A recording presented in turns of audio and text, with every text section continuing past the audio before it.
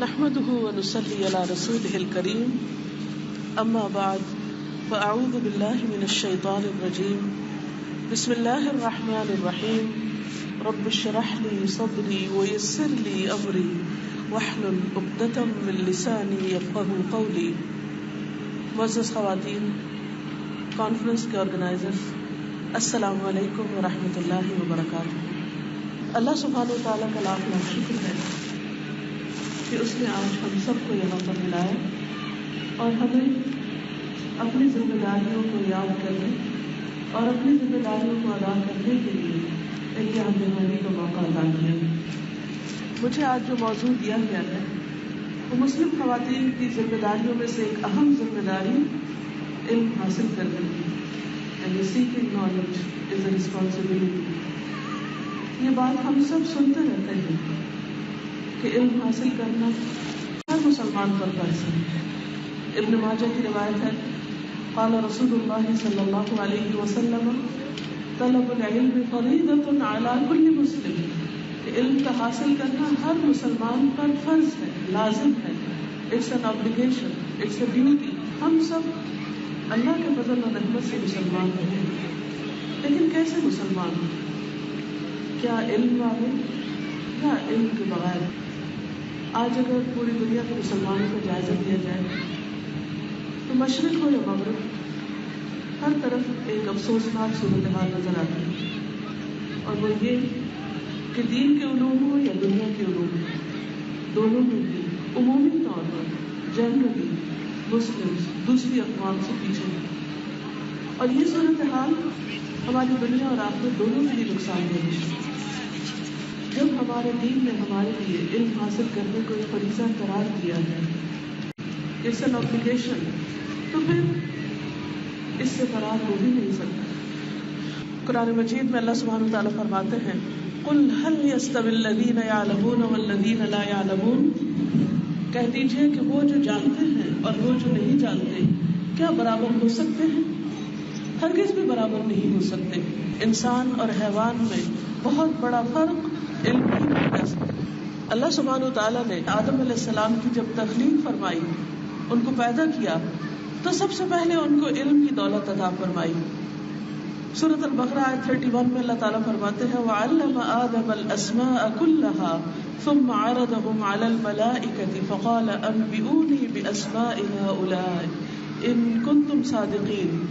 اور اللہ تعالیٰ نے آدم کو سب کے سب نام سکھا دیے، پھر ان کو فرشتوں کے سامنے پیش کیا، پھر فرمایا مجھے ان کے نام بتاؤ اگر تم سچے ہو. لیکن فرشتے نام نہیں بتا سکے.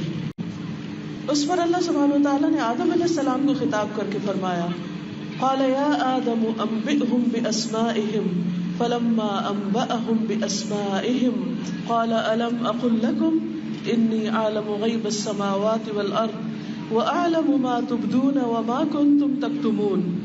فرمایا اے آدم انہیں ان کے نام بتاؤ. تو جب اس نے انہیں ان کے نام بتا دیے تو فرمایا کیا میں نے تم سے کہا نہ تھا کہ بے شک میں آسمانوں اور زمین کی پوشیدہ چیزیں جانتا ہوں، اور میں جانتا ہوں جو کچھ تم ظاہر کرتے ہو اور جو کچھ تم چھپاتے ہو.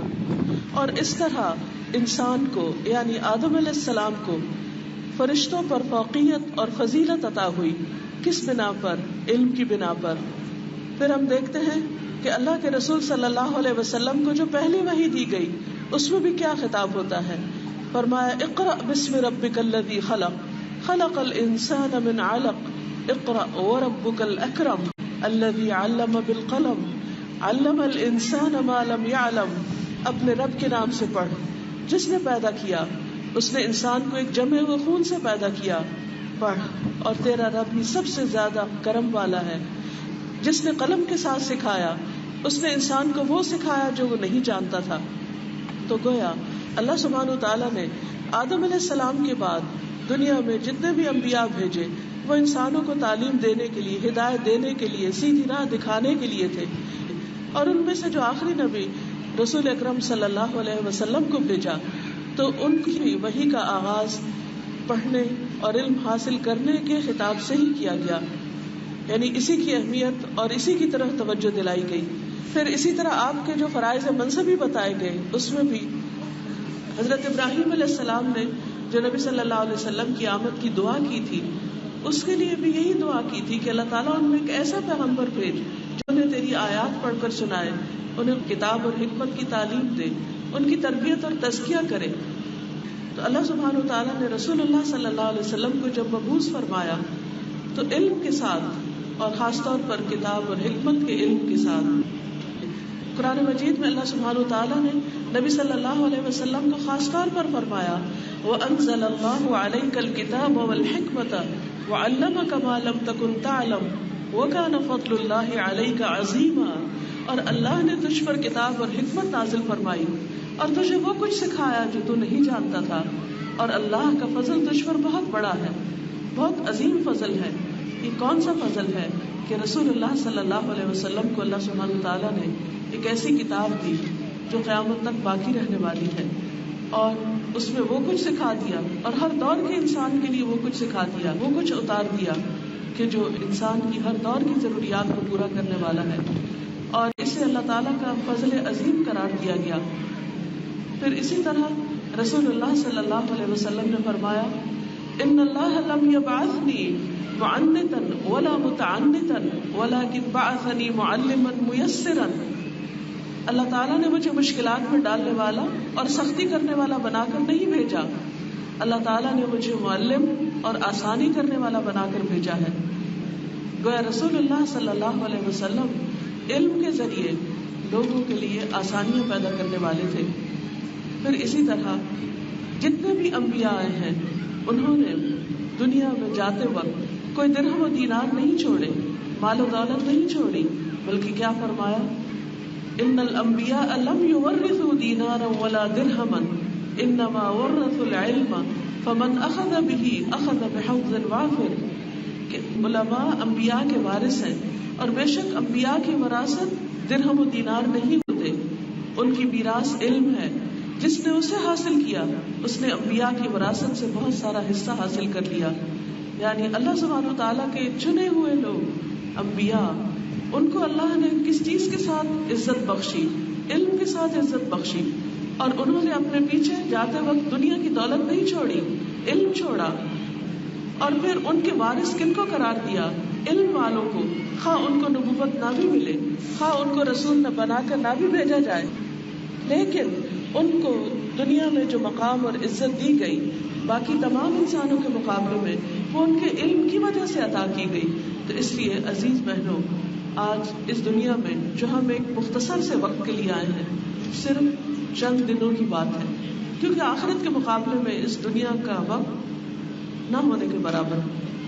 قیامت کے دن انسان کہے گا کہ میں دنیا میں دن یا دن کا بھی کچھ حصہ گزار کر آیا ہوں، آخرت کے مقابلے میں یہ ساری زندگی ایک دن سے کچھ زیادہ نہیں. اس ایک دن کو جو ہمیں ملا ہے، اس میں ہم سب کو یہ دیکھنا ہے کہ ہم اپنے لیے کیا اکٹھا کر رہے ہیں، ہم اپنے لیے کیا جمع کر رہے ہیں، ہم کون سے میراث سمیٹ رہے ہیں، ہم کس چیز کی طرف دوڑ رہے ہیں. ہم اپنے دن کا ایک بہت بڑا حصہ اور ایک بہت بڑا وقت کس کام میں لگا دیتے ہیں. ہمارے شوق کیا ہیں، ہماری اپنے آئندہ نسلوں کے لیے پرائرٹیز کیا ہیں، ہم ان کے لیے کیا چاہتے ہیں. کیونکہ ماں ایک بہترین معلمہ ہے اور ماں کی گود سے نسلیں روشنی حاصل کر کے نکلتی ہیں. اور اگر ماں ہی جاہل ہو اور ماں ہی کا شوق اگر علم حاصل کرنے کا نہ ہو تو باقی سب کے لیے، آئندہ نسلوں کے لیے بھی پھر روشنی کی بجائے پھر اندھیرے ہی اندھیرے ہو سکتے ہیں. ہم آج بحیثیت مسلمان امت کے دنیاوی علوم میں بھی پیچھے ہیں، حالانکہ دنیا میں ترقی کا راز علم حاصل کرنا ہے. جسے کہا جاتا ہے کہ نالج از پاور. آج مسلمان پاور سے کیوں محروم ہیں؟ اس لیے کہ وہ علم سے محروم ہیں. اور اسی طرح آخرت کی کامیابی بھی اسی وقت حاصل ہو سکتی ہے کہ جب ہمارے پاس صحیح علم ہو کہ ہمارے رب نے ہمیں پیدا کس لیے کیا، ہماری زندگی کا مقصد کیا ہے، ہمیں اس زندگی کے بعد کیا درپیش ہے، ہماری موت کس طرح آئے گی، ہماری قبر میں کیا ہوگا، قبر کے بعد حشر کے میدان میں ہمارے ساتھ کیا معاملہ کیا جائے گا، وہاں ہم سے کس چیز کا سوال کیا جائے گا. اگر ان تمام چیزوں کے بارے میں ہمیں یقینی علم نہیں تو ہم اس کے مطابق اپنی زندگی بسر نہیں کر سکتے. آج کا یہ ایک دن ہمارا صحیح طور پر نہیں گزر سکتا اگر ہم صحیح راستے پر نہیں چل رہے. اور صحیح راستے پر وہی چلتا ہے جسے راستے کے نشان معلوم ہو، اور راستے کے نشان وہی دیکھ سکتا ہے جس کے پاس روشنی ہو، علم کی روشنی. اس لیے نہایت ضروری ہے کہ ہم انبیاء علیہ السلام رسول اللہ صلی اللہ علیہ وسلم کے اس راستے پر چلیں کہ جو ہمارے لیے روشنی ہے، جو ہمیں حق اور باطل کے درمیان فرق کر کے بتانے والا ہے، جس سے ہمیں حلال اور حرام کا واضح پتہ چلتا ہے، جس سے ہمیں جائز اور ناجائز، اللہ سبحانہ وتعالیٰ کی پسند اور ناپسند کا واضح طور پر علم ہو سکتا ہے. جب تک ہمارے پاس یہ علم نہیں ہوگا ہم نہیں جان سکیں گے کہ ہمارا رب ہم سے کیا چاہتا ہے. اور اگر ہم زندگی اسی طرح بسر کرتے چلے گئے کہ ہمیں یہ بھی نہ صحیح طرح پتا ہو کہ ہم دنیا میں آئے کیوں اور ہمارا رب ہم سے کیا چاہتا تھا کہ ہم یہاں سے کیا کر کے نکلے، تو ہم واپس اپنے رب کے سامنے کھڑے ہو کر کیسے جواب دیں گے.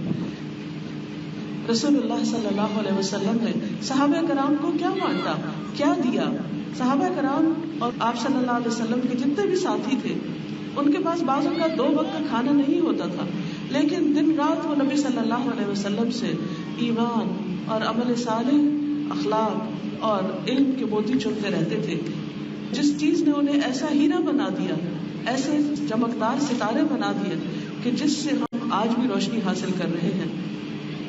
رسول اللہ صلی اللہ علیہ وسلم کے صحابہ میں سے کوئی حلال و حرام کے سب سے بڑے عالم ہیں جیسے معاذ بن جبل، کوئی کتاب اللہ کے سب سے بڑے قاری ہیں جیسے ابی بن کعب، کوئی علم وراثت کے سب سے بڑے عالم ہیں جیسے زید بن ثابت، کوئی علم حدیث کے بہت بڑے راوی ہیں جیسے ابو ہریرہ رضی اللہ عنہ. اور نہ صرف یہ کہ مرد حضرات بلکہ خواتین، جن میں سے سر فہرست حضرت عائشہ رضی اللہ تعالی عنہا ہیں کہ جنہوں نے 2210 احادیث روایت کی ہیں، اور جن کے بارے میں یہ کہا جاتا ہے کہ صحابہ کرام کہتے ہیں کہ جب ہمیں کوئی مشکل پیش آتی تو ہم جب حضرت عائشہ کے پاس جاتے تو ہمیں اپنے سوالوں کا تسلی بخش جواب ملا کرتا تھا، اور جیسا خطبہ ان کا ہم نے سنا ویسا خطبہ ہم دیگر مرد حضرات کا بھی نہیں سنے تھے. یعنی حضرت عائشہ رضی اللہ تعالی عنہا حضور صلی اللہ علیہ وسلم کے بعد امت میں ایک بہت بڑے عالم کی حیثیت سے اپنی زندگی بسر کی ہے کہ جنہوں نے تقریباً 48 ایئرز تک لوگوں کو، جن میں مرد اور خواتین اور بچے اور بڑے اور بزرگ سبھی شامل ہیں، ان سب کو ہر طرح کے علوم سے مستفید کیا ہے. وہ نہ صرف یہ کہ علم حدیث کے ماہر تھی بلکہ قرآن کی بھی ماہر تھی. وہ ان علوم کے علاوہ دنیاوی علوم میں سے طب کی بھی ماہر تھی. کسی نے ان سے پوچھا کہ قرآن و سنت تو آپ کو معلوم ہو سکتا ہے کیونکہ اللہ کے رسول صلی اللہ علیہ وسلم کے گھر میں آپ نے پرورش پائی، لیکن یہ طب آپ نے کہاں سے سیکھی؟ تو انہوں نے کہا کہ جس وقت حضور صلی اللہ علیہ وسلم کے پاس مختلف طرح کے لوگ آتے جن میں اطباء بھی ہوتے، مختلف وفود آتے، وہ آ کر اپنے تجربات اور حکمت کی جو باتیں آپ سے شیئر کرتے، میں ان کو سن کر یاد کر لیا کرتی تھی. اسی طرح شعر و شاعری کی بھی ماہر تھی. یہ تمام خصوصیات اور یہ تمام قسم کی خاص باتیں جو ہیں حضرت عائشہ رضی اللہ تعالیٰ عنہ کی سیرت میں آپ پڑھ سکتے ہیں کہ کس طرح انہوں نے علم کے میدان میں اتنی ترقی حاصل کی، اور اس میں ہمارے لیے ایک بہترین مثال ہے.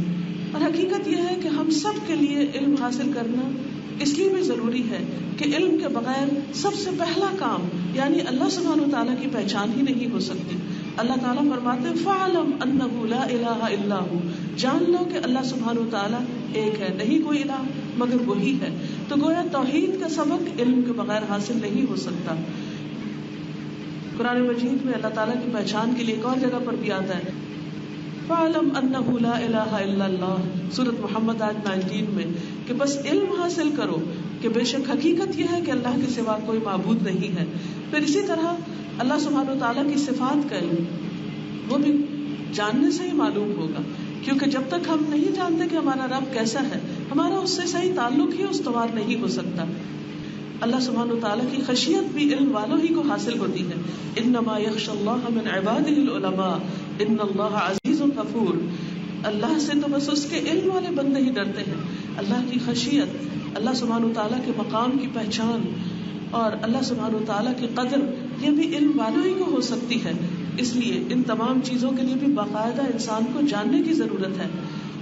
پھر اسی طرح آخرت کی بہترین کامیابی کے لیے اللہ کی کتاب کا جاننا ضروری ہے.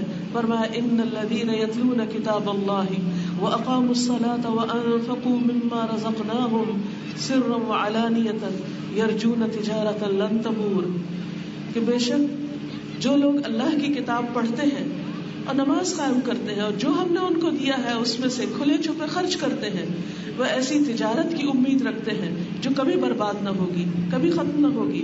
لہذا تجارت لن تبور اس وقت تک نہیں ہو سکتی جب تک کہ ہم علم حاصل نہ کریں.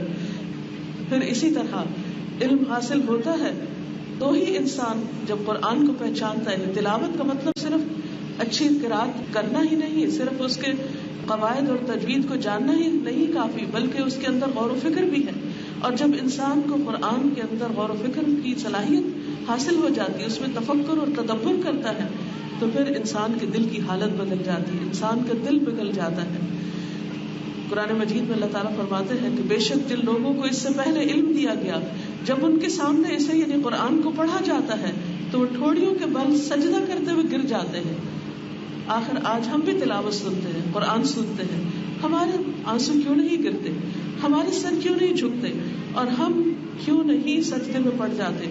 اس لیے کہ ہم قرآن مجید کو صحیح طور پر سمجھتے ہی نہیں. پھر اسی طرح عزیز بہنوں، اللہ سبحانہ وتعالیٰ کی صحیح عبادت کا حق ادا ہی نہیں ہو سکتا جس کے لیے اللہ نے ہمیں پیدا کیا جب تک علم نہ ہو. وَمَا خَلَقْتُ الْجِنَّ وَالْإِنسَ إِلَّا لِيَعْبُدُونَ. میں نے جن و انس کو اپنی عبادت کے لیے پیدا کیا، لیکن عبادت کے طریقے معلوم کرنے کی ضرورت ہے. اگر ہمیں معلوم ہی نہیں کہ طہارت کس طرح مکمل ہوتی، اگر ہمیں معلوم ہی نہیں کہ نماز کن کن چیزوں سے باطل ہوتی، اگر ہمیں معلوم ہی نہیں کہ زکوٰۃ کیسے ادا کی جاتی، حج کے مناسک نہیں معلوم، یا پھر روزے کے ادب آداب معلوم نہیں، تو ہم کس طرح صحیح طور پر عبادت کا حق ادا کر سکتے ہیں؟ اور مومن کی زندگی صرف نماز روزہ ہی عبادت نہیں، اس کی تو پوری زندگی ہی عبادت ہے. انسان اپنی زندگی کا ہر وہ کام جو اللہ سبحانہ وتعالیٰ کی رضا کے لیے کرتا ہے وہ عبادت ہے. لیکن اگر ہمیں یہ نہیں معلوم کہ مثلاً اس وقت اللہ تعالیٰ مجھ سے کیا چاہتے ہیں، اور اس کو میرا اس وقت یہ وقت گزارنا اور زندگی کا باقی بھی لمحہ لمحہ گزارنا کس حال میں گزارنا پسند ہے، تو ہم کس طرح اپنی زندگی کا مقصد پورا کر سکتے ہیں؟ اور پھر اگر ہم مقصد پورا کیے بغیر واپس جاتے ہیں تو اللہ سبحانہ وتعالیٰ کو وہاں جا کر کیسے راضی کر سکتے ہیں؟ پھر اسی طرح یہ ہے کہ اللہ سبحانہ وتعالیٰ تک جو راستہ جاتا ہے صراط مستقیم، اس پر خود چلنے اور دوسروں کو چلانے کے لیے، اندھیروں سے روشنی کی طرف جانے کے لیے علم چاہیے. قرآن مجید میں اللہ سبحانہ وتعالیٰ فرماتے ہیں قد جاءکم من اللہ نور وکتاب مبین یہدی بہ اللہ من اتبع رضوانہ سبل السلام ویخرجہم من الظلمات الی النور بإذنہ ویہدیہم الی صراط مستقیم. بے شک تمہارے پاس اللہ کی طرف سے ایک روشنی اور ایک واضح کتاب آئی ہے جس کے ساتھ اللہ ان لوگوں کو جو اس کی رضا کے پیچھے چلے سلامتی کے راستوں کی ہدایت دیتا ہے، اور انہیں اپنے حکم سے اندھیروں سے روشنی کی طرف نکالتا ہے، اور انہیں سیدھے راستے کی طرف ہدایت دیتا ہے.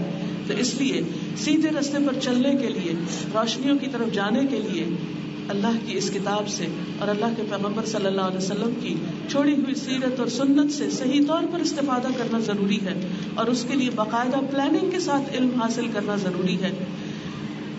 حقیقت یہ ہے کہ آپ تھوڑی دیر کے لیے امیجن کیجئے کہ مثلاً اس وقت جیسے رات کا اندھیرا ہے، آپ یہاں سے چند ہی میل دور اگر آپ ایک ایسے صحرا کے اندر نکل جائیں جہاں کوئی روشنی نہ ہو، تو آپ کو نہیں پتا چلے گا کہ آپ کے راستے میں کیسے کیسے خطرے ہیں. کیا کوئی سانپ یا بچھو آپ سامنے سے آ رہا ہے، یا کوئی چور آ رہا ہے، یا کوئی اور نقصان دینے والی چیز آ رہی ہے، یا آپ کے سامنے کوئی کھائی ہے یا کوئی کھڈا ہے کہ جس میں آپ گر سکتے ہیں. ان سب خطروں سے بچنے کے لیے کیا ضروری ہے کہ آپ کے ہاتھ میں ٹارچ ہو، کم از کم کہ آپ روشنی میں اچھے برے کو دیکھ سکیں، فائدہ مند اور نقصان دینے والی چیزوں کو دیکھ سکیں. یہی حال علم کا ہے.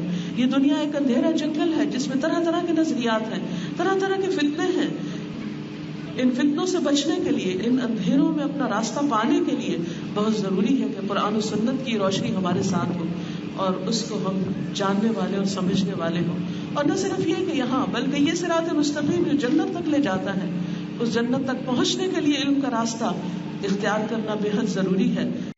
حدیث پاک میں آتا ہے، ترمذی کی روایت ہے، رسول اللہ صلی اللہ علیہ وسلم نے فرمایا من سلک طریقا یبتغی فیہ علما سلک اللہ بہ طریقا الی الجنہ وان الملائکۃ لتضع اجنحتها رداء لطالب العلم. رسول اللہ صلی اللہ علیہ وسلم نے فرمایا اگر کوئی شخص علم کا راستہ اختیار کرے گا تو اللہ تعالیٰ اس کے لیے جنت کا راستہ آسان فرما دے گا، اور فرشتے طالب علم کی رضا کے لیے اپنے پر بچھا دیتے ہیں. تو عزیز بہنوں، ہم سب جنت کے خواہش مند ہیں، ہم سب جنت کا شوق رکھتے ہیں، لیکن یہ شوق کیسے پورا ہو سکتا ہے، اس جنت تک ہم کیسے پہنچ سکتے ہیں؟ اسی صورت میں جب ہم صحیح علم حاصل کریں. پھر گمراہی سے بچنے کے لیے علم ضروری ہے. نبی صلی اللہ علیہ وسلم نے فرمایا ترکت فیکم امرین لن تضلوا ما تمسکتم بہما کتاب اللہ وسنت نبیہ، میں تم میں دو چیزیں چھوڑ کر جا رہا ہوں، تم ہرگز گمراہ نہ ہوگے جب تک ان دو چیزوں کو مضبوطی سے تھامے رکھو گے. ایک اللہ کی کتاب اور دوسرے نبی صلی اللہ علیہ وسلم کی سنت ہے. پھر اسی طرح حق و باطل کا فرق علم ہی کے ذریعے حاصل ہوتا ہے. پھر شیطان کے وار، شیطان جو ہمارا ازلی اپنی دشمن ہے، اس کی چالوں اور اس کے وار سے بچنے کے لیے ضروری ہے کہ ہم علم حاصل کریں. اللہ تعالیٰ فرماتے ہیں وَلَا يَصُدَّنَّكُمُ الشَّيْطَانُ إِنَّهُ لَكُمْ عَدُوٌّ مُبِينٌ، کہیں شیطان تمہیں صحیح راستے سے روک نہ دے کیونکہ تمہارے لیے کھلا دشمن ہے. پھر اسی طرح بہترین بندہ بننے کے لیے قرآن کا علم حاصل کرنا ضروری ہے. فرمایا خیارکم من تعلم القرآن وعلمہ، مسند احمد میں آتا ہے تم میں سے بہترین وہ ہے جو قرآن سیکھے اور سکھائے. پھر اسی طرح حسرت سے بچنے کے لیے، قیامت کے دن کی پریشانی سے بچنے کے لیے علم حاصل کرنا ضروری ہے. اللہ سبحانہ وتعالیٰ کا دین جو ہمارے پاس ایک امانت ہے، انا عرضنا الامانۃ علی السماوات والارض والجبال فابین ان یحملنها وحملها الانسان، کہ وہ امانت جس کو ہم نے اٹھا لیا، اس امانت کا حق ادا کرنے کے لیے ضروری ہے. اس دین کی حفاظت کے لیے خود عمل کرنا تو ہے ہی، دوسروں تک اس دین کو پہنچانے کے لیے ضروری ہے کہ علم حاصل کیا جائے، کیونکہ اس کے بغیر شریعت کی حفاظت نہیں ہو سکتی. اس کے بغیر لوگوں کی دین اور دنیا کی بھلائی اور ان کی فلاح کا طریقہ ہم انہیں نہیں بتا سکتے جب تک ہم اسے آگے نہیں پہنچاتے. کیونکہ جب علم والے چلے جائیں گے تو لوگوں کے درمیان کوئی نہیں رہے گا کہ جو انہیں اچھے اور برے کا فرق بتا سکے. رسول اللہ صلی اللہ علیہ وسلم نے فرمایا اللہ تعالیٰ علم کو اس طرح نہیں اٹھائے گا کسی لوگوں کے درمیان سے کھینچ لے، یعنی جیسے کوئی چیز اٹھا لی جاتی ہے ایسے علم نہیں اٹھایا جائے گا، بلکہ علماء کو اٹھا کر علم اٹھا لے گا. یعنی علم والے دنیا سے چلے جائیں گے، لوگوں کا شوق علم حاصل کرنے کی بجائے اور چیزیں ہو جائیں گی. حتیٰ کہ جب ایک عالم بھی نہ رہے گا تو لوگ جاہلوں کو اپنا پیشوا بنا لیں گے، ان کو اپنا لیڈر مان لیں گے اور انہی سے مسائل معلوم کریں گے. وہ علم کے بغیر انہیں فتوے دیں گے، خود بھی گمراہ ہوں گے اور دوسروں کو بھی گمراہ کریں گے. اس لیے ہم خواتین کو نہ صرف یہ کہ خود بلکہ اپنے بچوں کی طرف توجہ دینے کی بھی ضرورت ہے کہ ہم اپنے ذہین بچوں کو اور اپنے ان پیارے بچوں کو جن کے لیے ہم دنیا کی ہر بھلائی چاہتے ہیں اور آخرت کی ہر بھلائی چاہتے ہیں، اس دین کے لیے وقف کریں، اس دین کے لیے خاص طور پر علم حاصل کرنے کا شوق دلائیں اور اس میں ان سے تعاون کریں.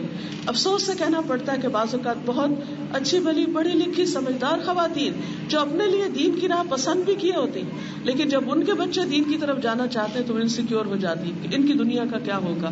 لیکن وہ بھول جاتی ہے اس وقت کہ بہت ساری انسانیت کی آخرت کا کیا ہوگا. اگر ہم قربانی نہیں کریں گے تو لوگوں کو اللہ کی طرف بلانے والا کون ہوگا؟ اور اگر ایسے لوگ بلائیں گے جو خود بھی نہیں اللہ کو پہچانتے تو پھر وہ کس چیز کی طرف بلائیں گے؟ اسی لیے امت مسلمہ کی یہ ذمہ داری ڈالی گئی کہ ان کے ہر گروہ میں سے کچھ لوگ نکلے، وہ دین کی سمجھ بوجھ حاصل کریں اور واپس جا کر اپنی قوم کو ڈرائیں تاکہ وہ بھی بچ سکے. پھر اسی طرح رسول اللہ صلی اللہ علیہ وسلم نے اپنا اور اپنے ساتھیوں کا یہی راستہ بتایا. قرآن مجید میں سورۃ یوسف 108 آیت میں آتا ہے، فرمایا قل هذه سبیلی ادعو الی اللہ علی بصیرۃ انا ومن اتبعنی وسبحان اللہ وما انا من المشرکین. کہہ دیجیے یہی میرا راستہ ہے، میں اللہ کی طرف بلاتا ہوں پوری بصیرت کے ساتھ. یعنی جب تک اللہ کی طرف بلانے والے کو خود دین کی سمجھ نہ ہو، خود بصیرت نہ ہو، تو وہ لوگوں کو بھی بھٹکا سکتا ہے اور جس گمراہی میں وہ خود مبتلا ہے دوسروں کو بھی اس میں مبتلا کر سکتا ہے.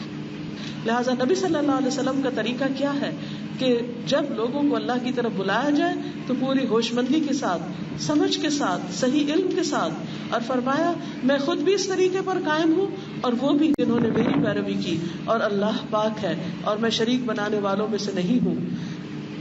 پھر اسی طرح یہ ہے کہ لوگوں کو نقصان سے بچانے کے لیے، یعنی اسی صحرا کو امیجن کیجئے جو اندھیرا ہے اور جس میں سانپ بچھو ہے جس سے ہم خود ڈرتے ہیں، اور ان سے بچنے کے لیے ٹارچ اپنے لیے اٹھاتے ہیں، تو صرف اپنے لیے نہیں دوسروں کو بچانے کے لیے بھی وہ ٹارچ اٹھائیں اور روشنی عام کریں تاکہ دوسروں کا بھی بھلا ہو. اور اگر آپ یہ کام کریں گے تو نہ صرف یہ کہ انسانوں کی بلکہ باقی تمام مخلوق کی دعائیں آپ کو ملیں گی. جیسے حدیث میں آتا ہے کہ فرشتے طالب علم کی رضا کے لیے اپنے پر بچھاتے ہیں. عالم کے لیے آسمان و زمین میں موجود ہر چیز مغفرت طلب کرتی. یعنی اگر آپ علم حاصل کرتے ہیں, خود فائدہ اٹھاتے ہیں اور لوگوں کو پہنچاتے ہیں, تو اس کا ریوارڈ کیا ہے کہ ہر چیز, ساری مخلوق ایسے شخص کے لیے بخشش کی دعا کرتی, حتیٰ کہ مچھلیاں پانی میں اس کے لیے استغفار کرتی. پھر عالم کی عابد پر اس طرح فضیلت ہے جیسے چاند کی فضیلت ستاروں پر. ایک اور روایت میں آتا ہے ترمذی کی, یقیناً اللہ تعالیٰ, فرشتے اور تمام اہل زمین اور آسمان, سوچئے ذرا, اللہ سبحانہ و تعالیٰ خود, اس کے فرشتے, تمام اہل زمین اور آسمان, یہاں تک کہ چیونٹی اپنے سوراخ میں اور مچھلیاں پانی میں اس شخص کے لیے دعائیں خیر کرتی ہیں اور رحمت بھیجتے ہیں جو لوگوں کو بھلائی کی باتیں سکھائیں.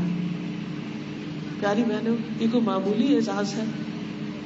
کیا یہ کوئی معمولی چیز ہے کہ اللہ سبحانہ و تعالیٰ خود ایسے شخص کو اعزاز بخشے کہ اس پر اپنی رحمت بھیجے؟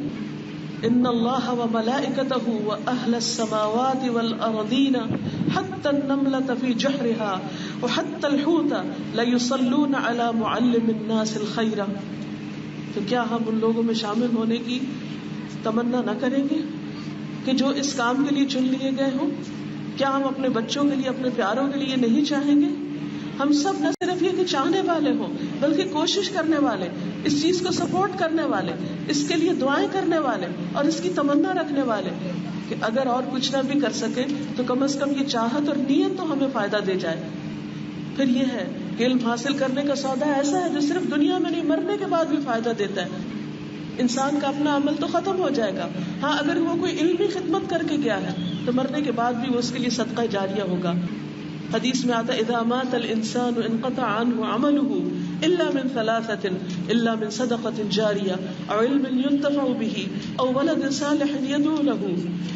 رسول اللہ صلی اللہ علیہ وسلم نے فرمایا, صحیح مسلم کی روایت ہے, جب انسان فوت ہو جاتا ہے تو اس کے سارے اعمال کا سلسلہ ختم ہو جاتا ہے سوائے 3 چیزوں کے.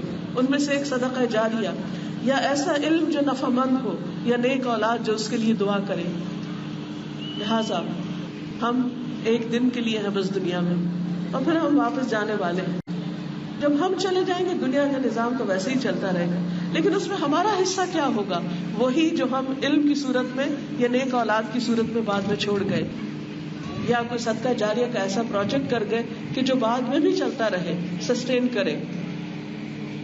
اور پھر جب ہم آگے جائیں تو وہاں جا کر جو پہلا انٹرویو ہے ہمارا قبر میں فرشتوں کے ساتھ, پہلا حساب کتاب, اس کی تیاری بھی اسی وقت ہو سکتی ہے جب ہمارے پاس علم ہو.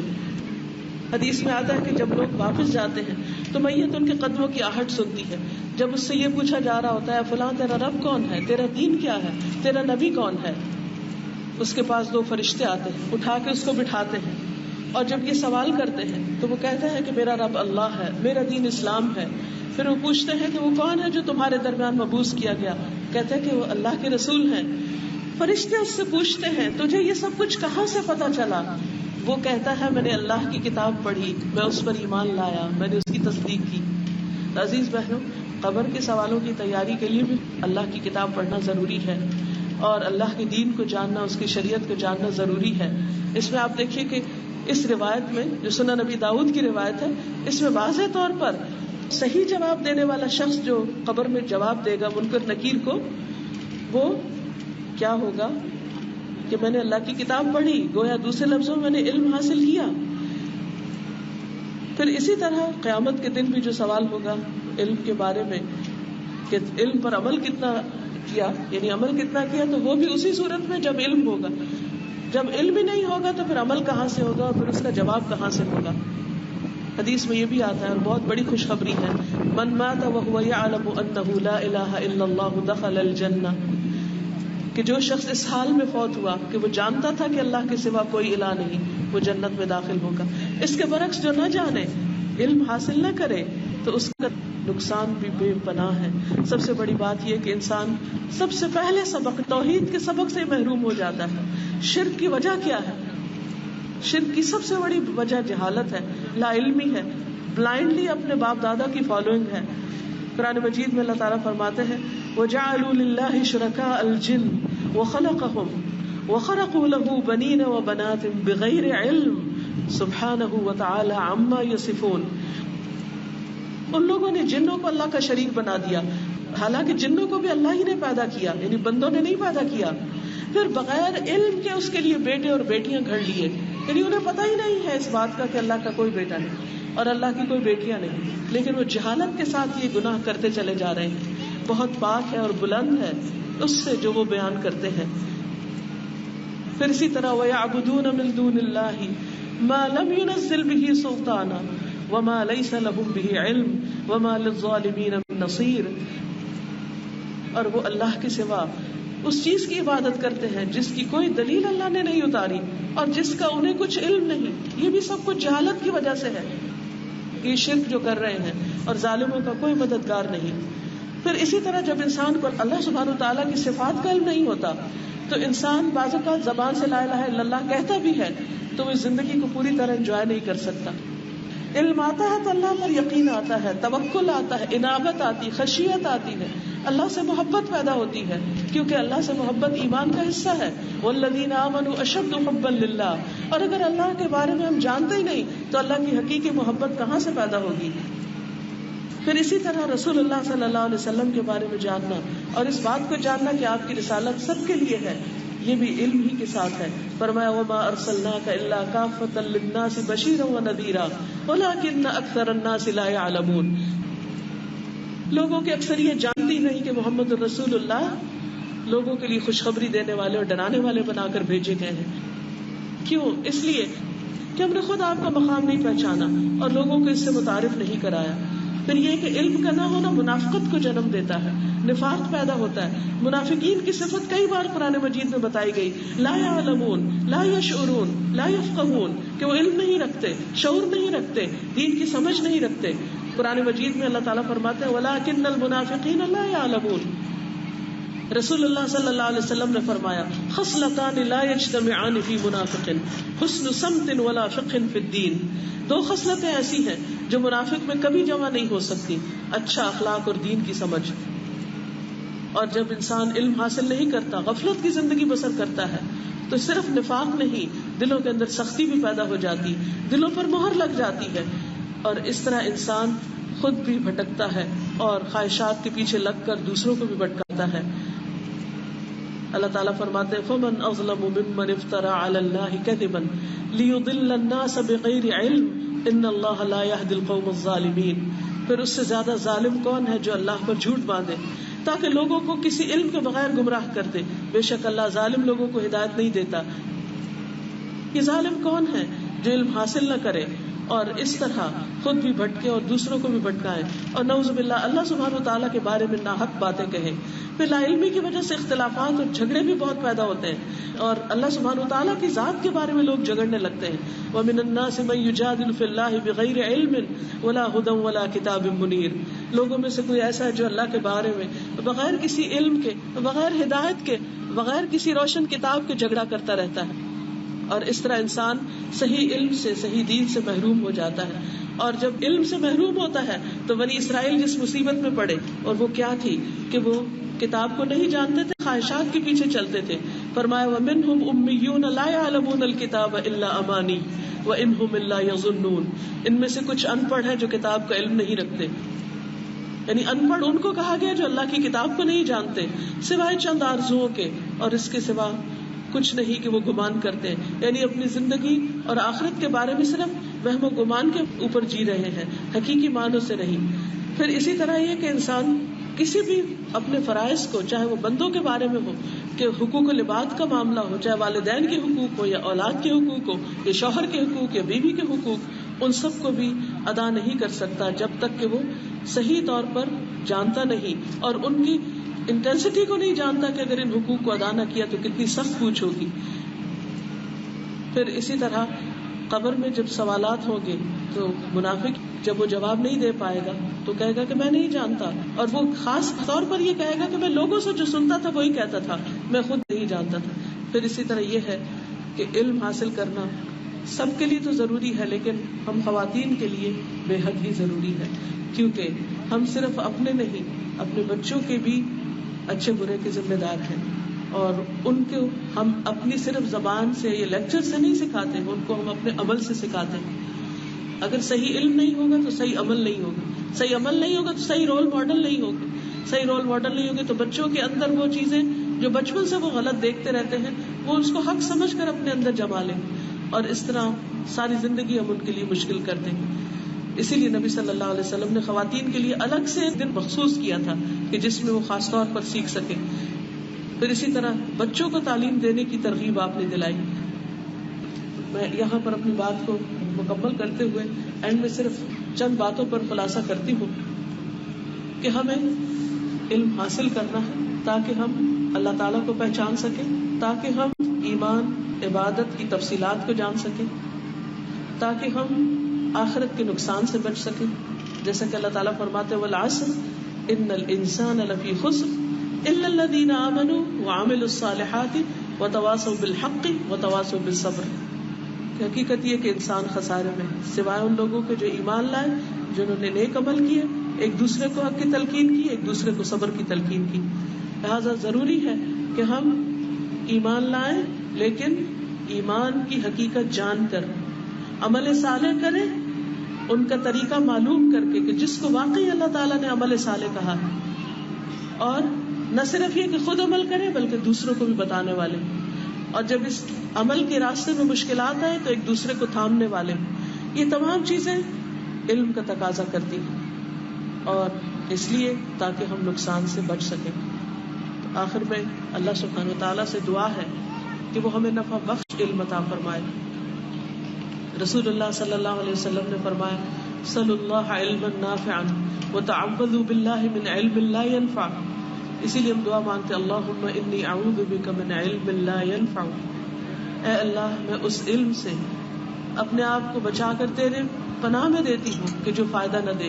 سیکھنے کو اور جاننے کو اور علم حاصل کرنے کو تو بہت سے فیلڈز ہیں، بہت کچھ سیکھا سکھایا جا رہا ہے، لیکن اس میں سے کتنے فیصد سچ اور حق پر مبنی، اور کتنی ہی باتیں ایسی ہیں جو ظن اور گمان پر مبنی ہے، جن کی کوئی حقیقت نہیں، اور جن کو لوگوں نے یقینی علم کے طور پر لے رکھا ہے، اور جس کی وجہ سے خود بھی بھٹک رہے ہیں اور دوسروں کو بھی بھٹکا رہے ہیں. تو اس لیے علم حاصل کریں لیکن نفع بخش، اور پھر علم میں اضافے کی دعا کرتے رہیں، کثرت سے پڑھتے رہیں رب زدنی علما، کہ اے اللہ مجھے زیادہ علم عطا کر، میرے علم میں اضافہ فرما.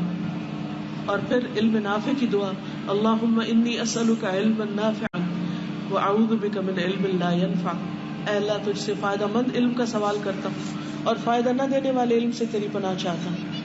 پھر اسی طرح رسول اللہ صلی اللہ علیہ وسلم خاص طور پر صبح کی نماز کے بعد جب سلام پھیرتے تو فرماتے اللہم انی اسألک علما نافعا ورزقا طیبا وعملا متقبلا، کہ اے اللہ میں تجھ سے فائدہ دینے والے علم، پاک رزق اور قبول ہونے والے عمل کا سوال کرتا ہوں، اور اسی طرح ان تمام علوم سے پناہ کہ جو انسان کی دنیا اور آخرت کو نقصان دینے والے. سبحانک اللہم و بحمدک اشہد ان لا الہ الا انت استغفرک و اتوب الیک. السلام علیکم و رحمۃ اللہ وبرکاتہ.